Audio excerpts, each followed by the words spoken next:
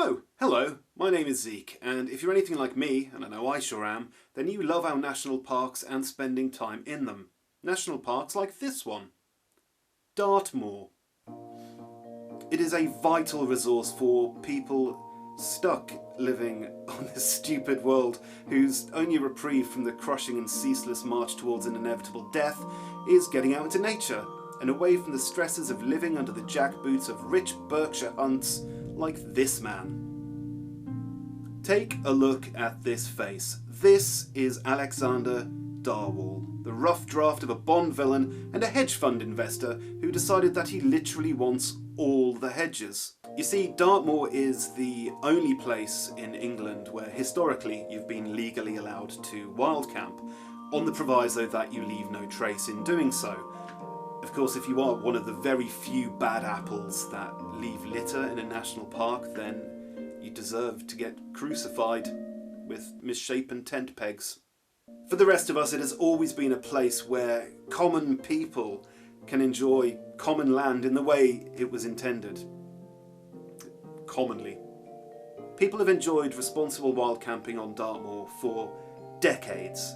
I myself, I love it. I've spent many a night there, nature bathing, and I was just starting to pass the tradition on to my young son. But not anymore, thanks to Dr. No. You can't camp here. So after using his hedge fund millions to buy up large swathes of open moorland, Mr. Darwall then received EU funding as an investment to develop the land.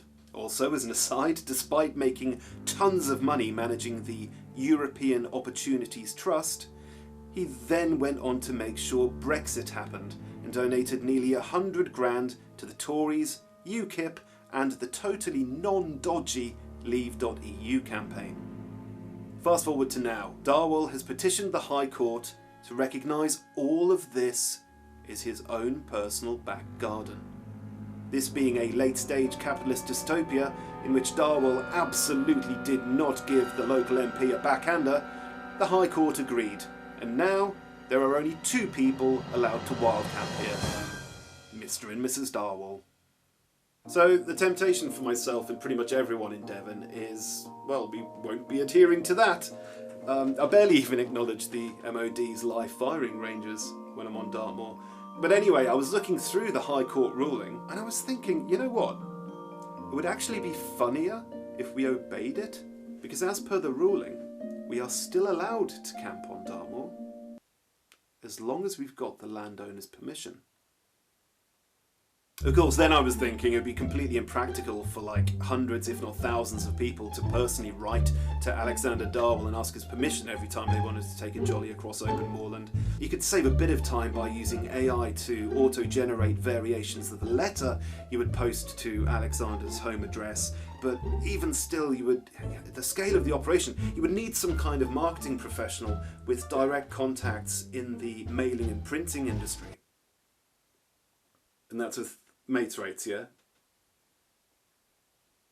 Sweet. One sec, I'm just going to put you on hold, Ian. Just need to speak to someone. One sec. 50p a letter, basically. So, yeah, let me know how full you want me to make Alexander's inbox.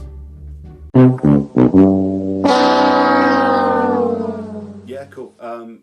I will come back to you on quantities if that's okay. It depends entirely on how well this GoFundMe goes. Cool. Yeah, email address is